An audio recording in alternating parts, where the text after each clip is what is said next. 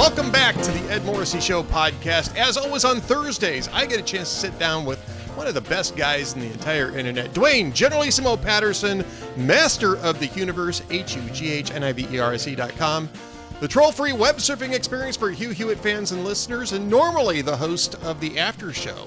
Normally we're doing this, sort of bleary-eyed after my Wednesday evening appearance on his show, but Duane, you're out on a remote. You're doing the whole. I am in Hotlanta. You're doing the Jules Pit, walking the earth, and helping people with their personal problems. You're kind of like kung fu, right? Exactly. I am in Hotlanta, where it was 104 degrees yesterday. Pikers! It's been 107 out here. You guys are pikers. What's the humidity level there? Oh, it's a nice and dry heat out here in Texas. I'll tell you that. Okay, well, it's a good robust 65-70% humidity here on top of the 104. Oh, You walk outside and the air just goes out of your lungs. It's Atlanta. We're in the deep South here. I'm coming to you from the ALEC conference, the American Legislative Exchange Council, and they're a new sponsor of the Hugh Hewitt Show. It's a great relationship we have with them because they've been around for a long time. This is all the state representatives. This is where all the sausage gets made, all the policy wonks and all the state reps, the movers and shakers all over the country that are doing stuff on tax cuts, on all this ESG policy nonsense, the environmental school and governmental stuff. All this crazy woke government stuff is percolating through the states, and how to combat that, and education reform, this is a crucible before all this stuff happens. And especially after the Supreme Court's final decision of this term, the West Virginia versus EPA case. Right. That was go time for these people. I mean, they've been around for a long time, and they've been talking about, boy, wouldn't it be cool if we could ... fill in the blanks. Well, because of that Supreme Court decision, now we got a bunch of players around here going, well, the way we read that Supreme Court case is the federal government isn't the end all be all. The stuff that the states are supposed to do, the states are supposed to do. So damn it, we're going to do it. And right. And it's go time for these people. It's just been phenomenal. We just spent some time today, this morning, with the Secretary of Education for Glenn Youngkin in Virginia. Her name is Amy Gadara. And some of the stuff that she's got on tap for education reform and getting rid of all the nonsense out of the the school curriculum, it's just phenomenal, Ed, what's going on here. Well, there's lots that's going to happen in the state legislatures. Abortion's going to get returned to the state legislatures. Oh, yeah. All sorts of different agency stuff. I think on the basis of West Virginia, the EPA is going to start going back to the states. Absolutely. As it should. ALEC is the place to be. You guys are still there tomorrow, right? We are here tomorrow, and then I pack everything back in a suitcase and go back home. I'll see if I can just show you the layout of what we're doing here. But this Very is nice. This is what I built yesterday, all by my little lonesome. So this is what I do in my spare time when I actually have to do real work. Well, now you have to do this. And this is real work because we're going to talk about a couple of really big issues that came up in the last 24 hours, really. I mean, not even in the last 24 hours. This morning, Bureau of Economic Analysis, Commerce Department released the Q2 GDP, which shows the second straight quarter, Duane Patterson, of contraction. Minus 0.9% annualized GDP, following the minus 1.6% in Q1. And I know that you and I have talked about this, and I have kind of stressed that, well, the contraction in the first quarter was really technical. It had to do with a massive trade imbalance that you don't normally see. And therefore, maybe that quarter is is arguable because you still had decent, consumer spending and business investment was still in the positive.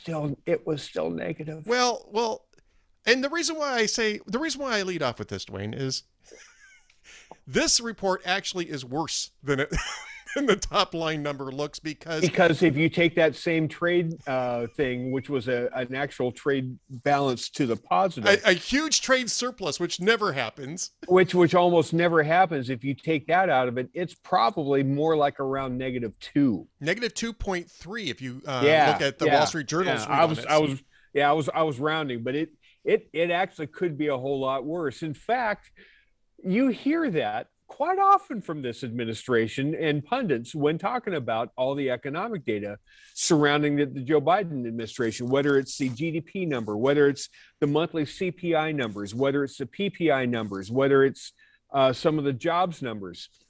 A common denominator from the analysis of whenever release day of all these numbers are, the analysis seems to be, well, that's a little bit worse than we expected. You hear that a lot with this group, actually. In fact, I want to play you a little cut.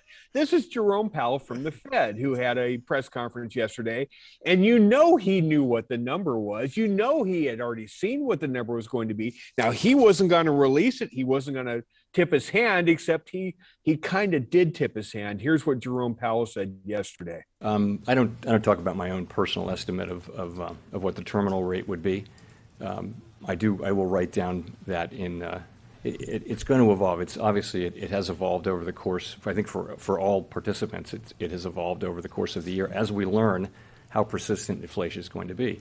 And by the time of the September meeting, we will have seen 2 more CPI readings and 2 more labor market readings, and significant amount of readings about economic activity and perhaps geopolitical developments. Who knows? It'll be a lot. It's an 8-week intermeeting period, so I think we'll see quite a lot of data, and we'll make our decision at that meeting. But the takeaway is. So I wouldn't say it was. I think we didn't expect a good reading, but this one was even worse than expected, I would say. Well, you hear that, don't you? You do hear that an awful lot. I guess I misunderstood that. The Hill was pushing that around this morning. I thought that was Powell responding to the GDP, but I think that was Powell responding to the CPI and PPI numbers, right? I think in the back of his head, he had already seen the GDP number too. Yeah. I think that was going on. Now, AC, let's layer on to this, because the White House is desperate to say, this is not the recession that you've been waiting to see. Jedi mind tricks. This is not the recession that you're looking for. Brian Deese, forget what I said in 2008 about 2 consecutive quarters being the classic definition. We don't do that here anymore. This is chaos. We don't do that here. All the pundits, everybody out there saying, well, technically it's not a recession because the jobs. I got that pushback already this morning from a guy I like. I mean, this is not a troll. This is a serious guy, Joe Wiesenthal over at that 3-letter word that Joe Biden liked to talk about, JOBS, right? But the jobs. Here's the problem with the jobs. It's getting a little worse every week. If you actually look at that's not even the big problem with the jobs. And this is what I told Joe Wiesenthal this morning, is that because he said, well, it's kind of weird to see a recession when you're adding 2.7 million jobs. And I said, we're not adding them, we're recovering jobs that were previously lost and we still hadn't recovered yet. That is an important context. But the jobless claims are starting to tick back up again. Layoffs are starting to tick back up again. Yes. So we may never actually hit that. We are already kind of planing out that upward trend. What's the line from Apollo 13? We're shallowing out again. Shall we tell them? Can they do anything about it? No. Then they don't need to know. then they don't need to know. So they ended up having to revise last week's jobless claims. They kind of revised it up from what it was, because upon further review, apparently last week was a little bit worse off. Well, so that's not unusual. There are always revisions in that series.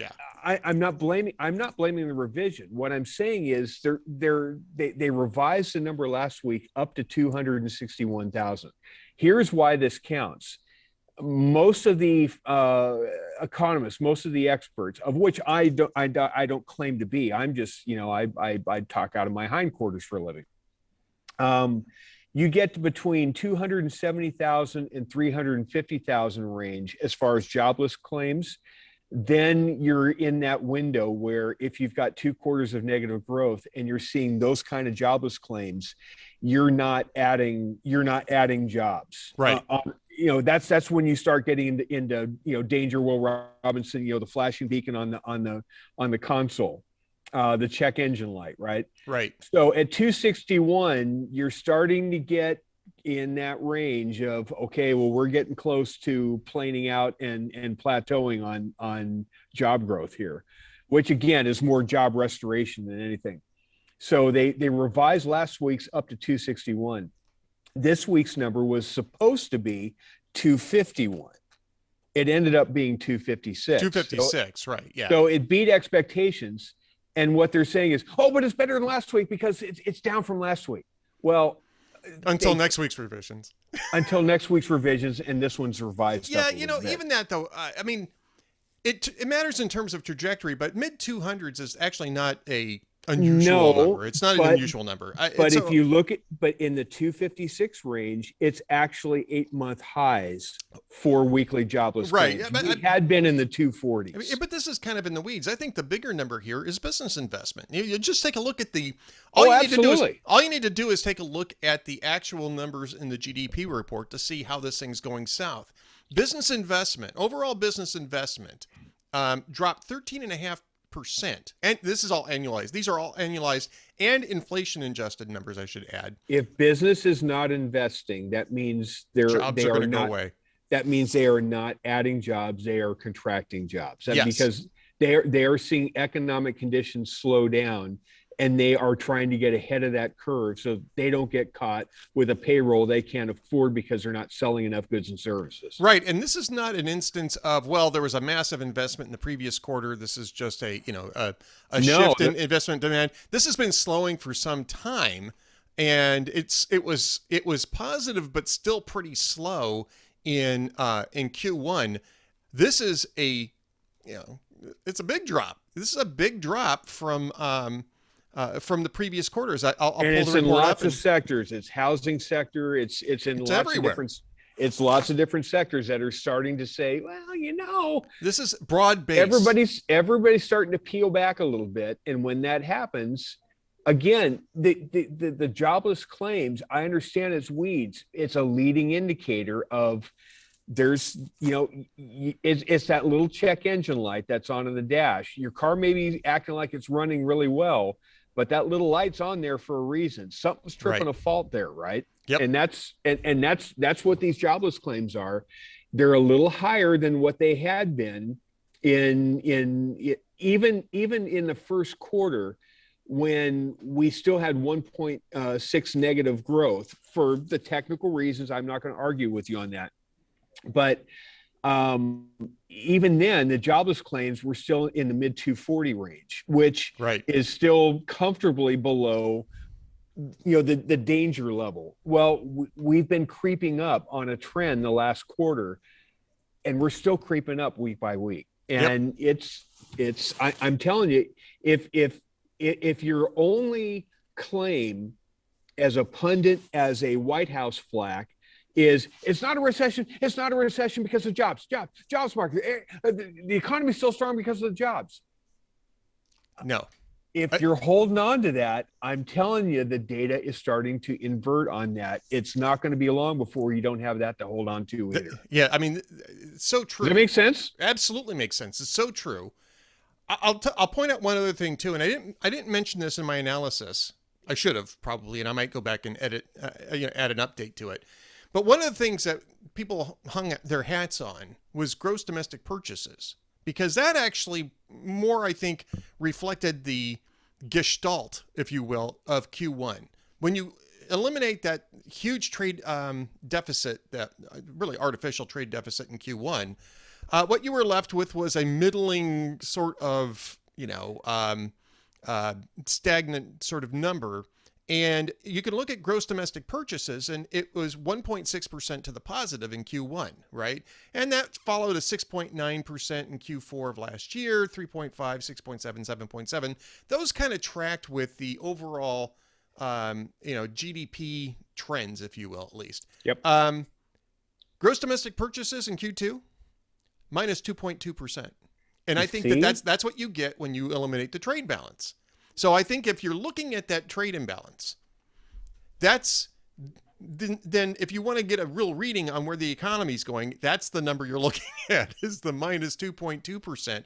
And it's contracting across the board. And really, honestly, it's been slowing down / contracting all year long, but I think it's really accelerating into May and June, especially. So if that purchasing stuff, which is basically consumer demand, right? Everybody, well, consumer and business, right? It's combined. Right. So it's demand. So, right. So the Fed just jumped rates up again by another 0.75 of a point. And why are they doing that? Why are they bumping the rate up? They're bumping the rate up because demand is way higher than what supply is. And because of that, that's why you've got 9.1% inflation rate. They can't do anything about supply. All they can do is kill the demand. So by jacking up the interest rates, they're trying to tamp down demand. Well, we're starting to see that demand fall. And the Fed's like, okay, well, let's see if we can get it close to matching supply again. And if we can do that, then we have no inflation. Everything goes back to hunky-dory again. The problem with that is that Joe Manchin and the Democrats and Joe Biden just decided, you know what, let's spend another almost $1 trillion between the ballooned CHIPS Act, which got ballooned a lot more than it needed to, and some modified version of a Green New Deal / whatever the hell they're going to spend it on. We're gonna basically pour more gas on the fire. And so, well, wait a minute, before we get to the Schumer Manchin deal, because that's the other topic I'm going to get to. And they're related. Yep, they're related. But before we dive fully into that, Joe Biden's going to talk to the nation today about that deal, by the way, but also is going to have to say something about this GDP report. They have been trying to spin this at the White House for a solid week, right? About, well, 2 quarters in a row doesn't mean a recession. I mean, and they're still going to try to do that today, right? I mean, they don't really have a choice. Recession. It feels like a recession. It's a recession. You coined a phrase for it. We had Steve Moore on today. The great economist. He's in town at this ALEC conference, and he came and sat in for a segment, and he called it the cost of living recession, right? It's everybody, because they're not getting a cost of living of 9% to keep up with the inflation rate. So yeah, it's a recession. Everybody knows it's a recession. It feels like a recession. Oh, wait. This is just breaking right this second. According to AFP, President Biden says U.S. economy, quote, on the right path despite GDP dip. We're on the right path. The right path is a decline in GDP. I would venture to say, you can point to almost any poll out there that would say 8 or 9 out of 10 people surveyed would say, no, we're not on the right path. I mean, literally right track, wrong track is upside down, like 88-12. Yeah, it's something like that. It's like 80-12 or something like that, with very few people on the sidelines on that question anymore. When you've got 3 out of 4 Democrats saying, Joe, it's been nice, maybe go to Shady Acres. It's Chip Diller. It's the Chip Diller strategy. And I predicted this yesterday. Yeah, I did. I know. All is well. All is well.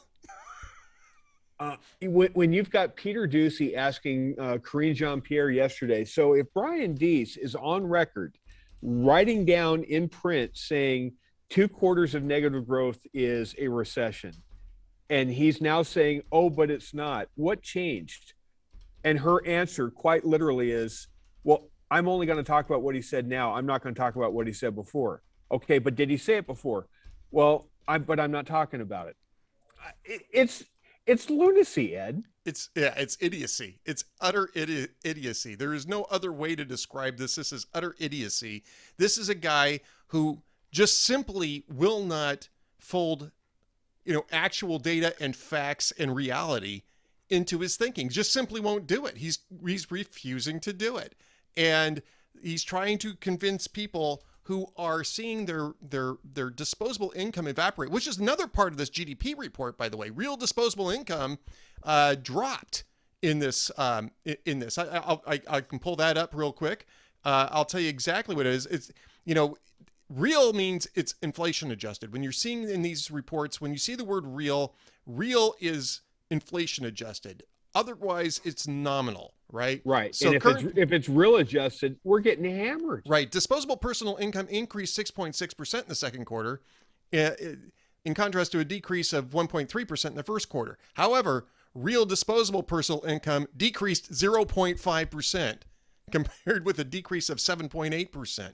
Right. Personal savings rates dropped too, from 5.6%. People to don't 5.2%. have enough cash anymore to pay for everything that they would normally have to pay for, and so they're basically going through their savings. You know what that feels like? It feels like a freaking recession. It's because it is. That's because it is a freaking recession. But all is well, Duane. All is well. It's time to spend more money. So let's get to that Manchin Schumer deal yesterday, which kind of came as a surprise. It's really a double cross on McConnell, and it's going to be really interesting to see how that happens. McConnell was holding up the CHIPS Act as hostage, saying we're not going to consider this until we get a guarantee that reconciliation on a Build Back Better bill is dead for this year. And Manchin said, you got it, no problem. They went ahead and passed the CHIPS Act, and about 4 hours later, Manchin said, well, technically, I gotta give him some props, because he did the same thing to the progressives last year. Yes, he did. It's exactly the same thing, and all of us were cheering him for it. Yeah, stick it to those progressives. Yeah, Manchin, you go, man. Joe Manchin, he's a one-man party right now. He's like, this is my grand finale. I don't think he's going to run again in 24. I really don't. But he's a one-man show right now. So he's agreed on a climate, like a mini Green New Deal and some other kind of nonsense. And we're going to do tax hikes, and we're going to beef up the IRS to do more audits, because that's what you want to do in the front edge of a recession, is raise taxes on everybody, take away more of their income, but we're going to wallpaper with more funny money cash, which is doing nothing. Again, what the Fed's trying to do is knock down demand to equal supply, right? Because they can't do anything about supply. Congress is not doing anything about supply either.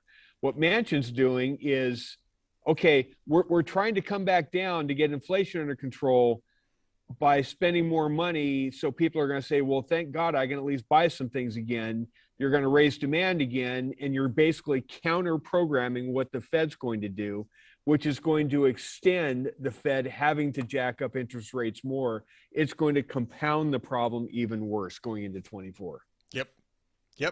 I mean, and everybody can see what's going to happen. I mean, everybody knows what's going to happen if they actually pull this off. It's pouring kerosene on a forest fire. So what do you think about Sinema? I mean, Axios raised this because apparently they didn't include Sinema in this. I don't trust her as fast as far as I can throw her. Now just to set this up, this includes a hike in an imposition of a minimum corporate tax rate, which she opposed. It also affects carried interest, which she also opposed in the original BBB bill. And those were added back in without her involvement, at least according to Axios. I don't know that that's enough for her to dig in her heels. And I don't know if today's GDP report might not be enough for her to dig in her heels and say, this is not the time to be raising taxes and spending more money. If she, I have no envisions of her actually standing up and saving the party and saving the country and doing the patriotic thing here and blocking it. I have no hopes that she's going to do so. If she did, she would have more balls than the current nominee to be Female Athlete of the Year. Who didn't win it, by the way, apparently, but yes. Who didn't win it, but she would even have more balls than that dude did. And that dude had a set. Yes, he does. Still. Leah Thomas, yes. She'd have more balls than Leah Thomas. But I kind of agree with you. I mean, it's worth watching, and she could still surprise people. But so there's a report just out. There's a report just out. I'll try to scroll back to it. Sherrod Brown said members were in high spirits in this caucus meeting this morning, Senate Democrats, and said that there was no dissent voiced among Democrats. I heard none. The meeting is ongoing, however. I'm assuming Sinema's part of that conversation in that room. But so why do it? So why are the Democrats doing that now? Because they are kicking. They are doing short-term damage control and kicking the can. They think if we can get those checks flowing again and just blanket and get the policies we want, we keep the progressives happy, throw a bunch of money out there again, and maybe, just maybe, it'll limit the damage on some of the economic data so that we don't get hammered as bad in the fall. But again, where this is going to manifest itself, by the time you get to 24, Ed, we could be in full double-digit inflation by that point. We kind of already are, but I mean, even the most modest way of calculating will be in double-digit inflation. Right. And by the way, the price of this bill keeps changing. Now, I just by the minute. The New York Times has a tweet out saying it's a $369 billion plan. I've seen $800 billion. I've seen $740. I've seen $670. Nobody has any idea what this thing actually costs. It's apparently under $1 trillion, but that's all we know. There is no language. It hasn't been written. It's all fluid. It's all in flux. It's going to be a total jam down right before they try to go get out of town for a month. It's just this is everything wrong with DC is going to be reflected in about the next 72 hours. Well, let me ask you this, because Punchbowl raised this question earlier today, which is what happens in the House Democratic Caucus, because the progressives, this is not what the progressives wanted. They might like the stuff that's going into this, but it's by far and away not what they wanted. They wanted a hell of a lot more. They wanted $6 trillion initially in 10-year spending in this Build Back Better plan out of reconciliation.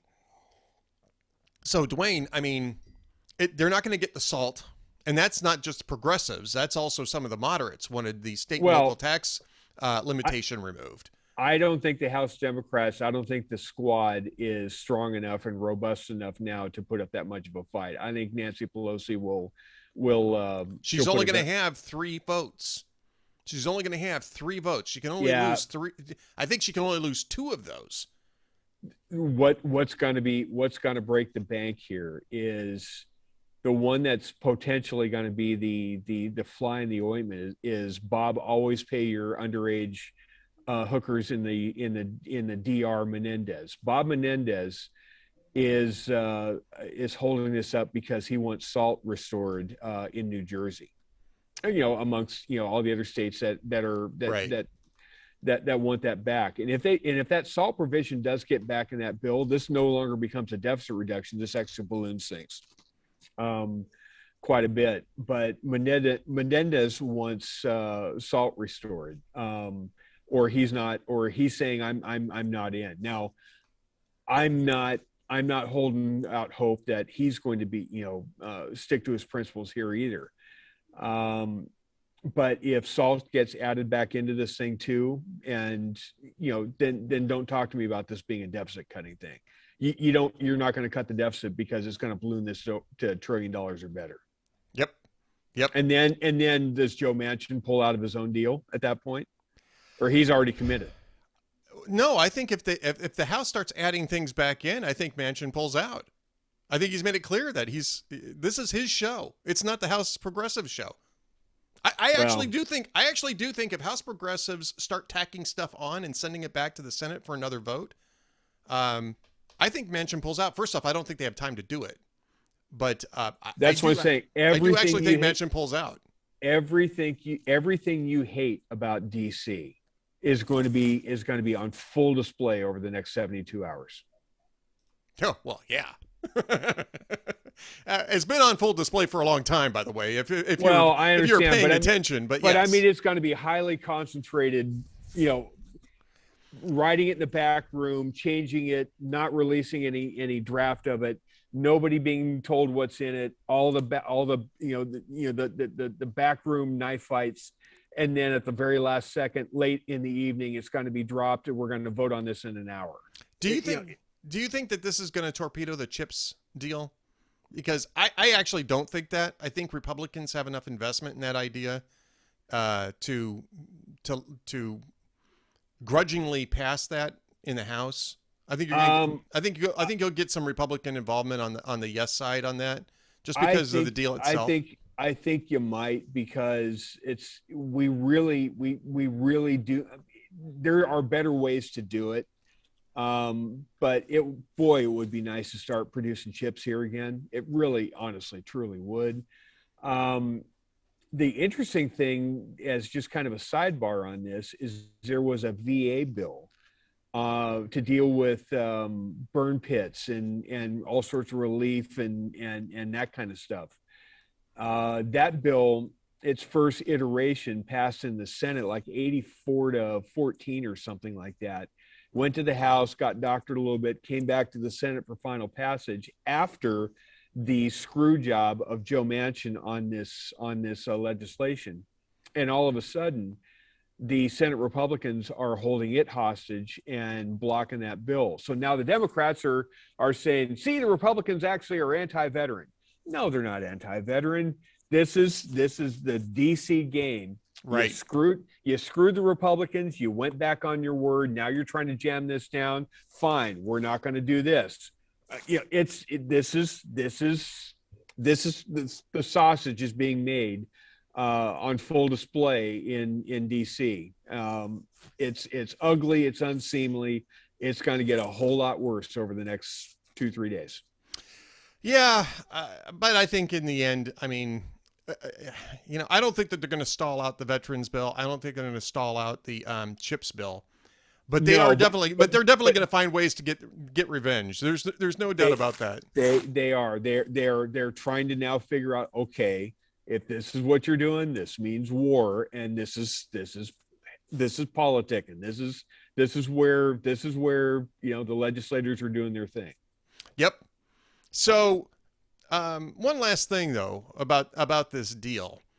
It may not go through just on the dint of numbers. I mean, you've got a number of senators that are actually out right now with COVID. You've got Pat Leahy laid up with surgery. This isn't going to be like the Dettelbach nomination. I don't want to hit this too hard because this is just a function of whether people can show up, which is really not that terribly interesting. They will literally roll. They will roll in Leahy on a hospital bed if they have. And he said he would do that. He said he would do it. Yeah. And they'll do a weekend with Bernie's, tie a string to his hand and do this to him. They'll do what they have to do to get it in. But isn't Schatz out from Hawaii? Isn't there somebody else that's out with COVID or something? I thought there was somebody else that was down too on the Democratic side. Well, there's a couple of them out, right? I mean, Murkowski's out too, for that matter, on the Republican side. I think, I can't remember who it was, but there's 2 or 3 Democrats that are out with COVID right now. That's not going to last. I mean, they'll be fine. But I mean, you got to actually, for this, you're going to actually have 50 votes plus Kamala Harris in the chamber in order to get it to pass, because there's not going to be any Republican trading off or pairing votes here. I don't think Susan Collins is going to go for anything to spend that much more money right now. I don't think Murkowski would. No. I'm not suggesting that. But what I'm saying is that, if you got COVID flying around here, the opportunities to actually have 50 Democrats at the same time in the same place might be rather limited here coming into September. And this thing isn't going to roll out until then.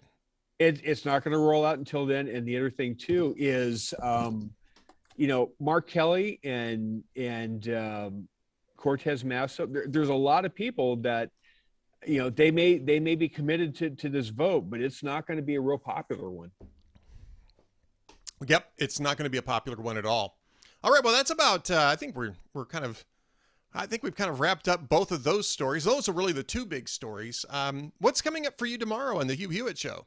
We got one more day here from Atlanta doing the ALEC conference. So we'll have some more state legislators.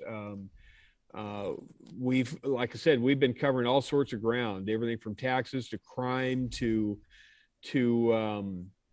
we covered the ESG stuff a lot today. I'll tell you, a big mover and shaker today was the education secretary for Virginia. She was here, and as soon as she walked in, everybody was buzzing around her. There was video being taken of her, still shots. I mean, here's it, and this is the thought that dawned on me just seeing her and listening to how sharp of a lady she is and what she has to offer. Because remember, she was in there not just in office, but she was there during the campaign and was very responsible for helping Glenn Youngkin kind of latch onto that education issue, which got him elected. Right. There's lots of things that did, but that education issue was central. That was absolutely central. It won him the election, right? Right. Okay, so she's here, and I'm thinking to myself, sure, Trump's going to run. DeSantis, is going to run. There's a handful of people that are going to run. If Trump, because of his shtick and because of all the negatives that are embedded all around him, if he doesn't make it through the primary, then Ron DeSantis is like the next one, right? He's the next quote front runner. But the front runner always gets everybody shooting at him, both from your side and also from the left. Right. So if Ron DeSantis fades, who's that next tier that's gonna kind of rise up? Oh yeah, I mean Youngkin can certainly. Everybody's looking at Youngkin, and everybody's looking at Youngkin because Youngkin can't run for another term anyway, so he's in good position. Doug Ducey would be another potential. Doug Ducey's another one, but the thing about Youngkin is he just won in a not just a purple state, a blue state. Yep, he won a blue state. And boy, wouldn't that be fun for a Republican to start winning blue states again? Yes, it would. But the thing about Youngkin, what struck me about him is look at the people he staffed his government with, like this education secretary, Amy Gadara. She is top shelf. A's hire A's, B's hire C's, right? Right. We've heard that expression before. The people that Glenn Youngkin is bringing around, I'm thinking to myself, let's say hypothetically, for whatever reason, the stars aligned and Glenn Youngkin ended up winning in 24 because everybody else flamed out for whatever reason. But now he's president because he's winsome, he's acceptable to a lot of suburbia because he's not inflammatory, he's got a good message and a good presentation about him, so he wins. Then he gets in and he starts staffing up government, and he brings in somebody like Gadara as the Secretary of Education, or any number of these people that could be Attorney General, and all the people he'd staff a government with. He could be an absolutely phenomenal presidency because of the people he would bring in, and again, there was lots of people from all sorts of walks of life in different states, but to see how everybody reacted to the people that are from the Virginia contingent that Youngkin has brought in, people are looking at them on a whole different level than even people in Florida. Yep. That's just the report from here, objectively. Oh, there you go. That's the report from the ALEC conference. And from Duane Patterson of the Hugh Hewitt Show. The Hugh Hewitt Show starts tomorrow at 6 a.m. Eastern Time, 5 a.m. in God's time zone, 3 a.m. on the left coast. From Atlanta, a remote from Atlanta, and you can listen there. You can watch on the Universe. You can listen on the AM radio dial. Duane, what should people do? You can watch on the Salem News Channel. We're Salem News Channel. That's right. You bet. What should people do if they can't find it on the AM radio dial, though? Well, I guess you you go to a general manager's office and you show them the economic data and you say, look, red states are doing it better than blue states are. And if you're still doing blue state radio and you're not doing red state radio, these jobless claims, they could be increased by general managers that no longer have a job because they're not serving their market. So you might want to bring us on. No. I think you got it all wrong. What you do is you go to the general manager and you say, you know what? Joe Manchin is pledged to defend your radio license if you don't put Hugh Hewitt on the air. Then he'll flip in a second. Think about that really carefully. Yeah, he'll flip in a second then because you can't rely on Joe Manchin. Exactly. That's the strategy. That's a good point. There. All right. Duane Generalissimo Patterson, thanks for joining us today. We'll talk to you again next week, sir. My pleasure. Thanks, guys. See ya. Stay tuned for more from the Ed Morrissey Show coming right up. Thank you for watching and listening to the Ed Morrissey Show podcast. Be sure to subscribe at Spotify, Apple Podcasts, and YouTube to get alerted as soon as new episodes get published. You can support the Ed Morrissey Show and Hot Air's VIP reporting by becoming a VIP member, too. Visit hotairvip.com and use the promo code SAVEAmerica, all one word, for 40% off your membership. Choose VIP Gold and gain membership to access to all of the Town Hall sites. Thanks again for watching and listening.